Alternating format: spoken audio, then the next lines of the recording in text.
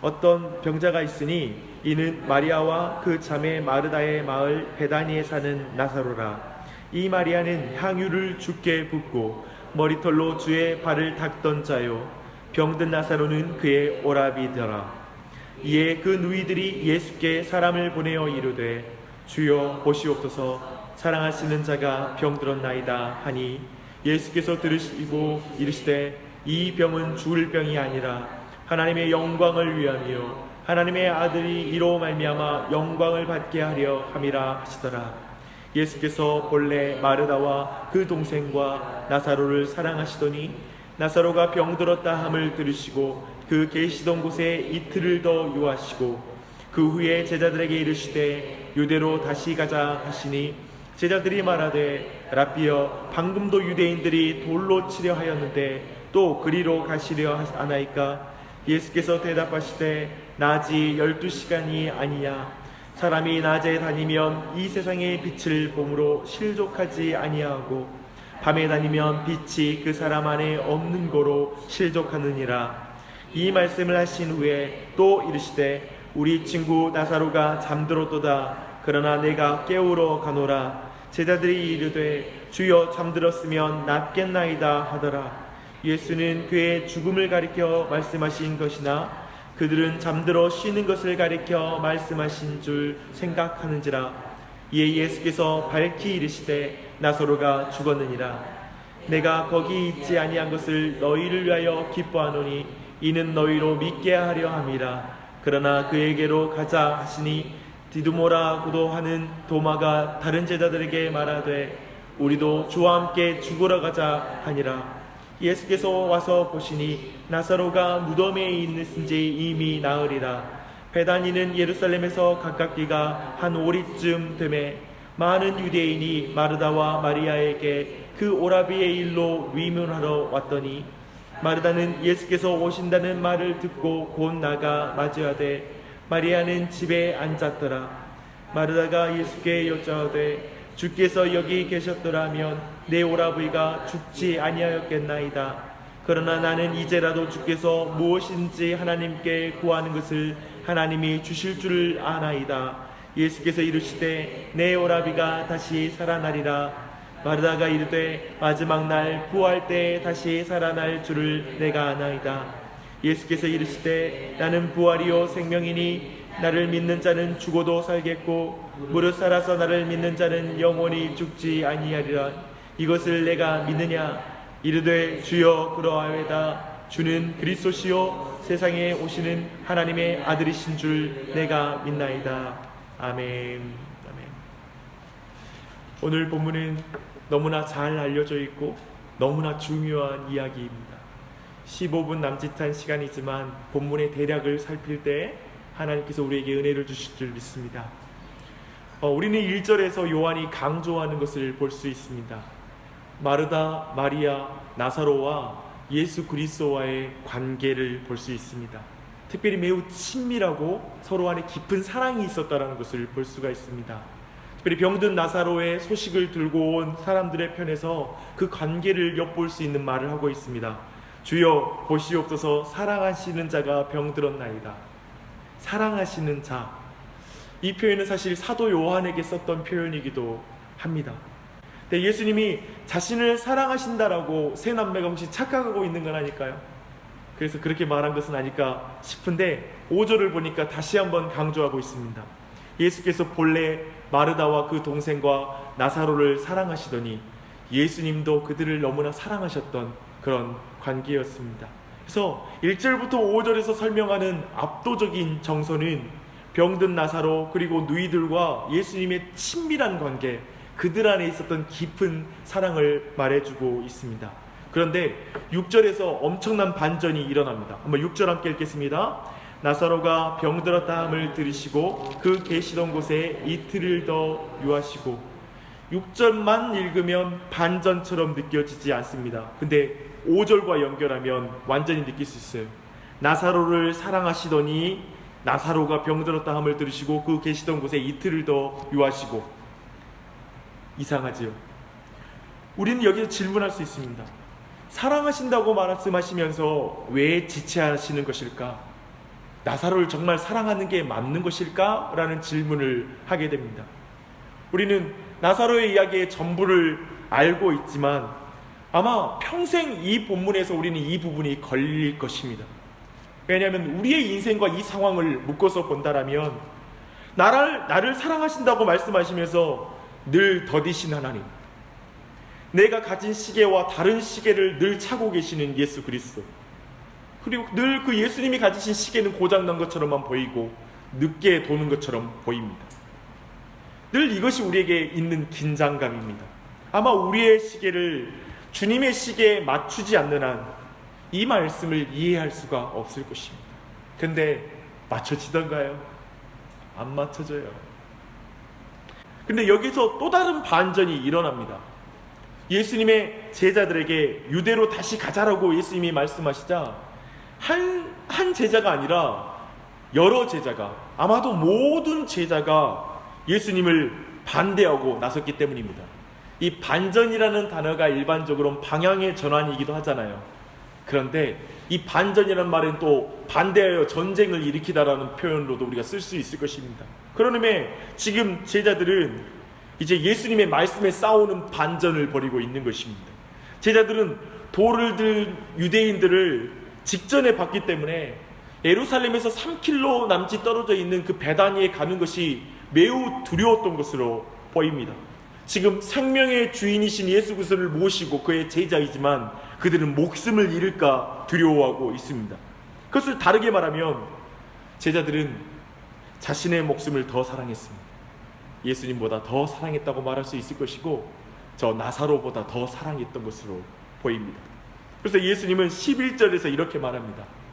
우리 친구 나사로가 잠들었도다. 지금 우리 친구라고 표현하고 있어요. 제자들도 이 나사로를 잘 알고 있었고 친분이 있었던 것으로 보입니다. 아마도 예수님의 제자들의 사랑 없음을 책망하는 말씀으로도 우리가 읽을 수가 있을 것입니다. 왜 움직이지 않으려고 하느냐? 우리 친구가 잠들었단 말이다 라고 말하는 것이죠. 물론 제자들은 이 잠들었다는 표현이 그가 죽었다라는 표현으로 들리지 않고 그저 잠들었다면 그러면 낫겠지요. 왜 우리가 올라가야 됩니까? 라고 이렇게 반문합니다. 그럴 때 예수님은 제자들에게 분명히 말씀하시죠. 나사로가 죽었다 라고 말합니다. 이 말을 들은 도마는 아마도 우리 모두가 동감하는 말을 합니다. 우리도 주와 함께 죽으러 가자. 이 말이 무슨 말입니까? 제자들 편에 예수님의 시계는 완전히 망가진 시계였습니다. 나사로를 그렇게 사랑하셨으면 그가 죽기 전에 갔어야 할 것이 아닙니까? 예수님이 우리를 사랑하신다면 이때 유대로 올라가는 건 피해줘야 하는 거 아닙니까? 어차피 나사로가 죽었다면 이제 살 사람은 살아야 하지 않겠습니까? 라는 그 말이지요. 도마의 말은 예수님의 시계는 나사로도 죽였고 자신도 죽일 것이고 이제 우리도 죽일 것이라고 예수님의 시계에 대해서 못마땅스러워하고 있습니다. 아마도 이 말은 한 제자의 말일 뿐만 아니라 모든 제자들의 항변이었을 것입니다. 지금 제자들은 예수님을 기쁘게 순종하며 예수님을 따라가는 것이 아니라 씩씩대며 예수님을 쫓아 유대로 올라갔을 것입니다. 아마도 유대로 올라가는 게 며칠이 걸렸던 것으로 보입니다. 근데 아마도 그 올라가는 내내 깊은 침묵만이 흘렀을 것입니다. 주 안에서 사랑하는 여러분, 이 제자들에게서 우리가 보이지 않습니까? 예수님께 원망하며 대들고 싶은 상황에 우리 또한 있지 않습니까? 아무리 계산해도 예수님이 일하시는 방식이 설명되지 않는 인생의 여정에 처할 때 이 말이 우리에게 더 와닿지 않습니까? 내 자신에게도, 가족에게도, 교회에도 전혀 유익이 되지 않을 것 같은 인도하심을 우리는 경험할 때가 있지 않습니까? 세상 사람들 보기에도 부끄러운 인도하심 말입니다. 경제적인 어려움, 정신적인 어려움, 육체적인 어려움 가운데 특별히 고통의 광야가 계속될 때 우리는 이렇게 외치지 않습니까? 사랑하신다고 말만 하지 마십시오. 사랑하면 이렇게 하시면 안 되지요. 선을 이루신다는 말씀 좀 그만하십시오. 지금 나는 아프단 말입니다. 난 이렇게 힘든데 왜 그렇게 나중을 말씀하십니까? 사랑하신다면 지금 이 고통이 없게 하시던지, 아니면 이렇게 이 고통이 오래도록 지속되도록 내버려 두시면 안 되는 것 아닌가요? 여러분, 그런 노래가 있잖아요. 너무 아픈 사랑은 사랑이 아니었음을. 우리도 그 말을 꼭 예수님한테 하고 싶잖아요. 너무 아픈 인도하심은 주님의 인도하심이 아님을, 너무 고통스러운 내 인생은 주님의 선하신 분이 아님을 이렇게 말하고 싶은 순간 말입니다. 이제 예수님이 오신다는 말씀을 듣고 나가 맞이한 마르다의 말을 이제 누구보다도 여러분들은 이해할 수 있을 것입니다. 주께서 여기 계셨더라면 내 오라버니가 죽지 아니하였겠나이다. 깊은 섭섭함을 예돌로 표현하는 것입니다. 하지만 22절의 말씀을 볼 때 마르다는 예수님의 선함을 여전히 놓치지 않고 있습니다. 그래서 나사로가 죽었지만 예수님의 기도 가운데 평안 가운데 인도함을 받을 거라고 생각을 하는 듯 보입니다. 나사로가 죽고 4일이 지난 동안 아마도 마음이 많이 정리되었던 것으로 또한 보입니다. 그러나 그렇게 정리된 마음에 예수님이 돌을 던지는 듯한 말씀하십니다. 내 오라비가 다시 살아나리라. 마르다가 대답합니다. 네, 그래요. 마지막 날 부활 때에는 다시 살아날 거예요. 그러나 예수님은 다시 말씀하십니다. 나는 부활이요 생명이니 나를 믿는 자는 영원히 죽지 아니하리니 이것을 내가 믿느냐? 마르다는 고백합니다. 주여, 그러하이다. 주는 그리스도시요 세상에 오시는 하나님의 아들이신 줄 내가 믿나이다. 이 이야기의 여정, 그리고 내일과 내일 모레까지 쭉 이어지는 모든 말씀들이 우리 모두에게 드러날 때 이 전체의 내용들이 독발히 드러날 것입니다. 사랑하는 여러분, 우리는 다시 부활하는 나사로 이야기의 끝을 알고 있습니다. 기쁨으로 마무리된다는 것을 알고 있습니다. 하지만 나사로의 죽음으로 고통스러워하는 마리아와 마르다의 고통이 보이지 않습니까? 예수님의 제자들의 당혹스러움과 두려움이 보이지 않습니까? 저 같은 사람에겐 이게 더 크게 보입니다. 목회를 하니 성도들 사정 하나하나 지켜보면 제겐 그 부분이 보입니다. 모두 예수님의 때에 대한 불만입니다. 예수님의 방법에 대한 불만입니다. 예수님의 인도하심에 대한 불만을 가지고 있습니다.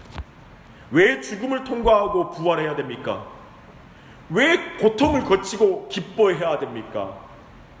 왜 꼭 그렇게 인도하셔야만 하겠습니까? 그래서 결국 하나님 정말 저를 사랑하시는 건 맞아요 라는 그 기도, 우리는 얼마나 자주 그렇게 울고 기도했었습니까? 우리는 인생의 구체적인 상황 속에서 구체적으로 그 이유를 다 알 수 없을 것입니다. 다만 사랑하는 여러분, 확실한 것이 있습니다. 이 모든 상황 속에서 우리는 예수님이 누구신지 더욱 분명하게 보게 될 것입니다. 우리의 믿음은 점점 자라날 것입니다. 우리가 생각했던 예수님의 수준이 아니라 그 이상의 예수님을 우리에게 보여주실 것입니다. 끝없이 내 생각과 방법으로 하나님을 평가하는 자리에서 하나님의 생각과 방법에 거하는 그 안전함과 기쁨을 맛보게 될 것입니다. 우리는 고통을 거치고 죽음을 거치고 예수 그리스도와 함께 부활할 것입니다. 당신은 홀로 있지 않을 것입니다. 당신을 위해 가시밭길을 걸으신 예수님의 발자국이 우리 앞에 있을 것입니다. 십자가를 지신 예수님의 그 어깨 위에 여러분이 앉아 있을 것입니다. 못 박힌 손이 당신을 끌어안고 걸어가실 것입니다. 믿으십시오. 기억하십시오.